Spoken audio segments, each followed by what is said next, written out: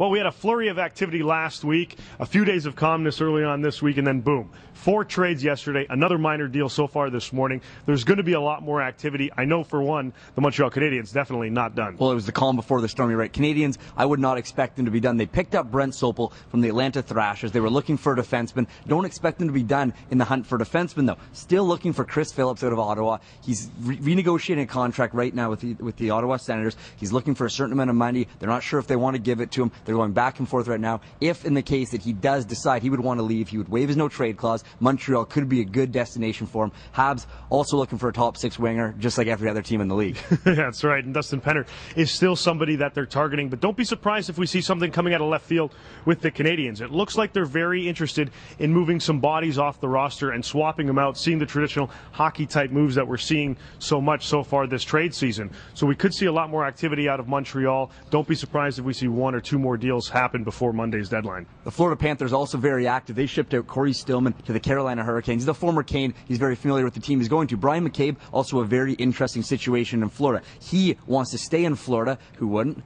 Yeah, it's not bad out there, I would say. Well, and he's saying his preference would be to stay. Florida telling him, though, that we don't necessarily know if we want you next year, if we want you around next year. So he has a no-trade clause, which makes it very interesting. He wants to stay. They want to send him out and get some return. But in order for him to leave, he would have to waive his no-trade clause. Yeah, and I think that it might come down to that. And if this type of deal does happen, we're probably going to see it closer to the deadline, most likely on a Monday, where it comes right down to the wire. He's not the only one, though, out of Florida that could be moved, as Thomas Vokoun is another one with a no-trade clause, making it very possible for him to go before the 3 p.m. Monday deadline. But there are other players. Marty Reisner's another player. I know you mentioned Vancouver having some interest there. And, of course, Stephen Weiss is another one. Dennis Weidman we're hearing. So there could be a flurry of activity out of Florida. They're definitely not finished.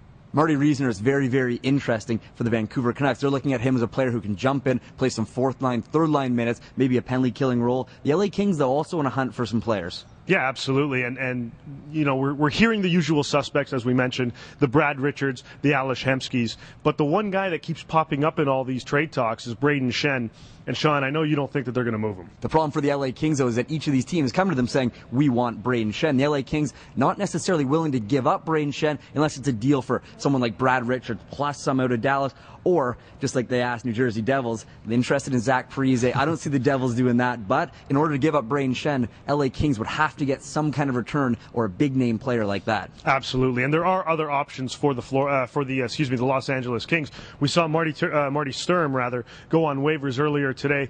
It's interesting to see what's going on with Dean Lombardi and their staff out in Los Angeles. They definitely want to make moves. They want to keep themselves in that playoff hunt and propel them into a solidified position for postseason action come April. Well, Brayden Schenn was the rumor that everyone wants. Wayne Simmons, earlier on, they said, we're not really willing to part with Wayne Simmons. The more and more it goes on, though, it seems like he might be a player who could be strapped onto the end of a deal. Absolutely, and we're seeing him as a right winger. We have Ales Hemsky as a right winger. We know that LA's already loaded on the right side, so it may be a fit to swap out one for another, especially on a guy who's locked up for another season in Hemsky. Well, a team that's made a few moves so far, we're here at the MasterCard Center. Leafs is very calm here. Still in the hunt for a defenseman, though. It seems like John Michael Lyles would be the good fit for the Buds.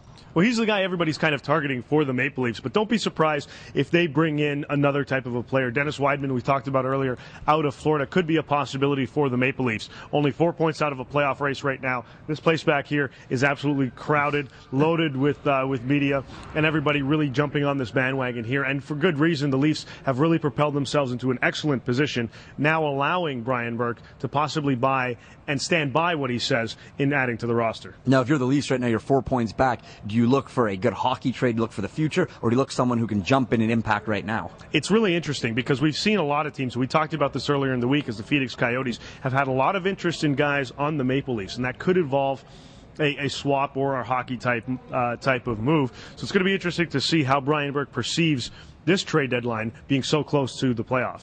A very similar situation going on in Dallas with Brad Richards. After beating the Detroit Red Wings last night, Dallas right in the midst of a huge playoff push. They would love to sign Richards to a long-term deal. He's skating lightly after recovering from a concussion.